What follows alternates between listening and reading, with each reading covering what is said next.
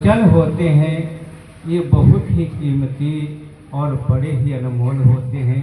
समझने की ज़रूरत है। लमसम 2 घंटे इस निरंकारी परिवार के जो महापुरुषों ने, बहनों ने जो भी विचार या गीत द्वारा किया, तो सत्संग जी कोई सांसारिक उपलब्धियों के नहीं किया।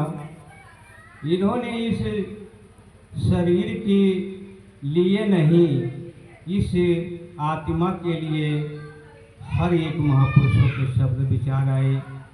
क्योंकि सत्संग जी ये सबका भला चाहते हैं, सबका भला मांगते हैं। अपने भले के लिए संत नहीं आते हैं, वो दूसरे के भले के लिए संसार में आते हैं। और सत्संग जी ये जो समा देख रहे थे, जो हमारे ब्रह्म ऋषि ज्ञानी है, वो तो पता है कि यहाँ पर किसको दुपट्टा भेंट की जाती है, किसको माला फूल माले चढ़ाई जाती हैं। और जो ज्ञान नहीं लिए हैं उनको शायद लगता हो कि जो ये बैठे स्टेज पर इन्हीं की पूजा हो रही है। ऐसी बात नहीं। सत्संग जी स्टेज के मालिक ये हमारे सदगुरु माता सुदीक्षा जी महाराज हैं।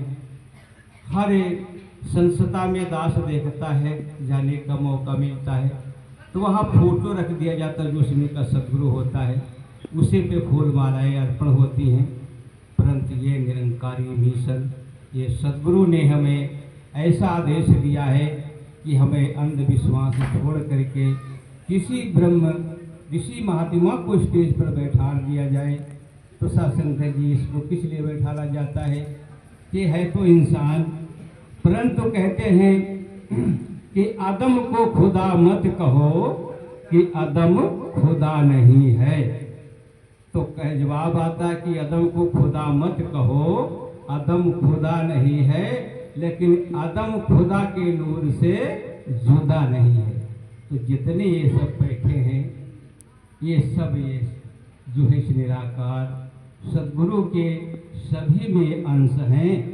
तभी ये बोल रहे हैं, तभी ये विचार दे रहे हैं और तभी ये गीत गा रहे हैं। सत्संग जी तो हमें जो इन महापुरुषों के विचार और शब्द जो आता है ये सत्संग का, तो ये महात्मा जी ने ये सत्संग जो किया है, इसकी तुलना हो सकता है इस ग्राम में बहुत ही हमारे पूजनीय धार्मिक व्यक्ति हों, कितने भी भक्त हों, कितने यज्ञ किए हो, लेकिन एक सत्संग की बराबरी वो हजारों यज्ञ नहीं कर पाते हैं। क्योंकि इसका एक दृष्टांत है कि विश्वामित्र और वशिष्ठ जी थे। तो जो विश्वामित्र थे वो तप करते थे, बहुत पता नहीं कितने हजारों वर्ष तप किया। और वशिष्ठ जी तो ब्रह्मज्ञानी थे, वो सत्संग करते थे। तो एक ऐसा कुछ मौका आया कि वशिष्ठ जी ने विश्वामित्र जी के जो है स्थान पे जाकर के कुछ समय तक वहाँ रहे। विश्वामित्र जी वशिष्ठ जी की सेवा की, नाना प्रकार की सेवाएं की। जब वो चलने लगे तो सत्संग जी संतों की विदाई क्या होती है, वो माया में नहीं बचते हैं। उन्होंने उनको विदाई में 10,000 वर्ष की तब विदाई में दे दी और वो अपने स्थान को चले आते हैं। कुछ दिनों के बाद विश्वामित्र जी भी वशिष्ठ जी के वहाँ जाते हैं। उन्होंने उनकी सेवा पूजा सत्कार किया। कुछ समय रह करके जब वो चलने लगे तो उन्होंने विदाई में आधी से आधी घड़ी सत्संग का पुण्य उन्हें अर्पण किया। विदाई में विश्वामित्र जी ने नाराज हो गए, कहा हमने तुमको 10,000 वर्ष का तप दिया और तुमने हमें आधी से आधी घड़ी। तो कहा इसका चलो हमारा आप निर्णय करवा लिया जाए। तो सत्संग जी वो जाते हैं भगवान विष्णु के पास वो सोचते हैं ये दोनों महर्षि हैं, अगर एक को किसी प्रकार का एक तो भाई वो कहना ही पड़ेगा कि जो सच है, तो ये नाराज हो जाएंगे। कोई नहीं उनका निर्णय कर पाया, तो कहा शेषनाग के पास जाइए।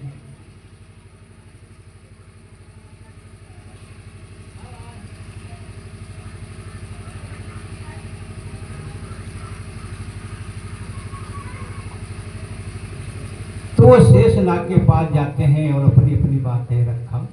कहा कि हमें जो है इनको हमने 10,000 वर्ष की तप पुण्य कर दिया, इन्होंने हमें आधी से आधी घड़ी का जो है सत्संग दिया है, इसका निर्णय आप कर दीजिए। तो शेषनाग जी कहते हैं कि इसका निर्णय हम कर देंगे। आइए इस पृथ्वी का भार आप अपनी 10,000 वर्ष तप के बल पे रोकिए, तो हमें मौका मिल जाए तो आपका निर्णय कर देंगे। तो सत्संग जी अब वो जाते हैं और 10,000 वर्ष का तप लगा करके पृथ्वी को रोकना चाहा, लेकिन वो नहीं रोक पाए, कांप गए और विनती किया, महाराज जी हमसे नहीं रुकेगी। तो वशिष्ठ जी का नंबर आता है। वशिष्ठ जी ने वही आधी से आधी घड़ी सत्संग के बल से जब वो जाते हैं तो पृथ्वी ऑटोमेटिक उनके सर से कुछ और ऊंचे हो जाती है। कुछ समय बीत गया, फिर विश्वामित्र जी ने कहा महाराज हमारा निर्णय नहीं किया।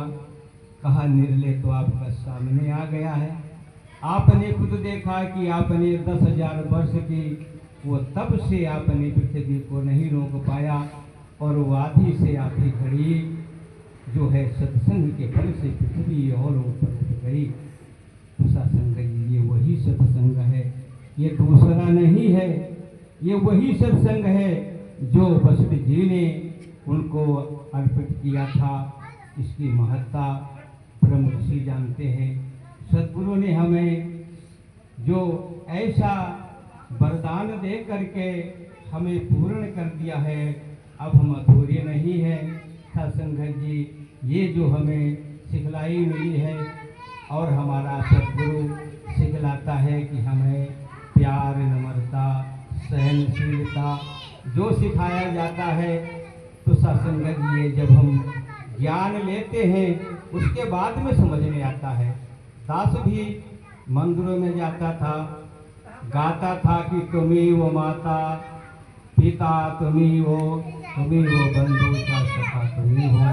तो सत्संग जी अब वह पता नहीं था हम किसको कहते थे, कहते तो थे तुम्ही माता, लेकिन जब सद्गुरु चरणों में आए तो पता चला कि तुम्ही हो माता, तुम्ही माता बन करके और मुझे जन्म दिया है, तुम्ही पिता बन के मेरी सेवा सत्कार किया है, तुम्ही बंधु हो, तुम्ही सखा हो, तुम्ही ही सब कुछ हो। सत्संगत जी तुम्हारे अलावा दूसरा कोई नहीं है। तब ये बात समझ में आती है। तो सत्संगत जी जब ऐसी बात समझ में आ जाती है, तो आज संसार में बहुत से भगत हैं, बड़ी ही पूजा अर्चना होती है, जिन राम की पूजा होती है। तो सत्संग जी उनकी जो मर्यादा थी, जो रामायण बता रही है, तो उनकी मर्यादा को तो हमें मानना ही होगा। हम राम को भले न माने, बहुत लोग राम को नहीं मानते हैं, लेकिन उनकी जो मर्यादा आती है कि प्रातः काल उठी के रघुनाथा, माता पिता गुरु नाय माथा। सत्संग जी उनकी ये जो चरित्र था कि सुबह उठ करके माता पिता के चरण छू करके आशीर्वाद लेना, गुरु से आशीर्वाद प्राप्त करना। तो सत्संग जी अगर इस तरीके से हमारी दिनचर्या संसार में बन जाए, तो हमें किसी घर में ही स्वर्ग जाना नहीं, स्वर्ग घर में आ जाएगा। क्योंकि सत्संग जी जिस घर में, अब उसका गुरु कौन होता है? माता पिता ही होता है। जो माता पिता खुद अकड़ के चलता है, वो अपने माता पिता के पैर नहीं छूता है, तो भला बच्चे कब छुएंगे? क्योंकि साथ संगत जी ये